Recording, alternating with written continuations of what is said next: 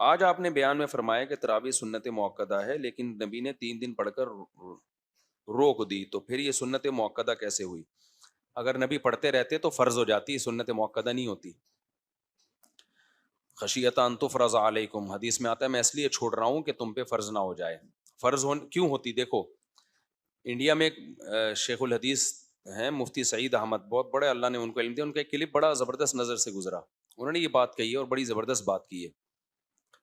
دارالعلوم دیوبند کے شیخ الحدیث پتہ نہیں بھی حیات ہیں یا دنیا سے جا چکے ہیں، اللہ کرے حیات ہی ہوں تو زیادہ اچھا ہے، پر ان کا یہ کلپ نظر سے گزرا بڑا زبردست۔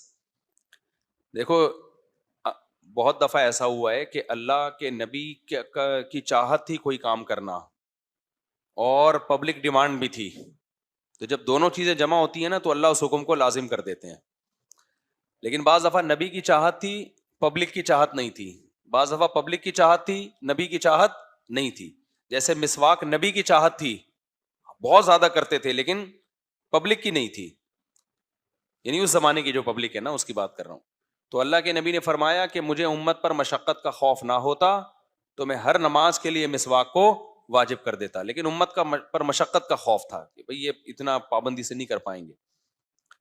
تو تراویح میں ایسا ہوا کہ نبی صلی اللہ علیہ وسلم کی چاہت بھی تھی، آپ آئے، نماز پڑھائی آپ نے، صحابہ کی بھی چاہت تھی، اتنی زیادہ چاہت کو دیکھ کے آپ کو ڈر ہوا کہ جب میں بھی چاہ رہا ہوں اور لوگ بھی چاہ رہے ہیں تو یہ نماز کیا ہو جائے گی؟ لازم ہو جائے گی، اور ہو سکتا ہے یہ رغبت بعد میں نہ رہے ان لوگوں میں، تو اس لیے آپ نے اس خوف سے چھوڑ دی کہ فرض نہ ہو جائے۔ تو اس سے پتہ چلتا ہے کہ نبی صلی اللہ علیہ وسلم اس نماز کو چاہتے تھے کنٹینیو کرنا۔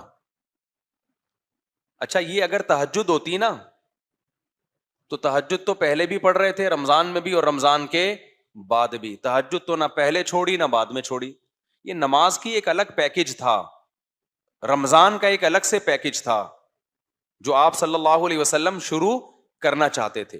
اس خوف سے آپ نے چھوڑ دیا کہ امت پہ فرض نہ ہو جائے۔ سمجھتے ہو کہ نہیں سمجھتے؟ لیکن صحابہ کرام یہ بات جان گئے تھے کہ نبی پڑھنا چاہتے ہیں، نہیں پڑھ رہے، کیوں؟ فرض نہ ہو جائے۔ تو نبی کی منشا یہ ہے کہ یہ پڑھے لوگ یہ، لیکن دونوں جمع نہ ہو اس پہ، تو اس لیے صحابہ کرام نے اس نماز کو جاری رکھا، نبی نے پھر ان کو منع نہیں کیا۔ حضرت ابو بکر کے ابتدائی دور میں بھی صحابہ تراویح پڑھتے تھے، عشاء کی نماز کے بعد نا بہت ساری جماعتیں ہوتی تھیں، ایک جماعت نہیں ہوتی تھی، تو صحابہ نے اس عمل کو جاری رکھا، حضرت ابو بکر نے ان کو اس عمل سے نہیں روکا۔ اچھا، یہی کام اگر صحابہ رمضان سے پہلے کرتے تو حضرت ابو بکر روکتے کہ نہیں روکتے؟ یہ تم نے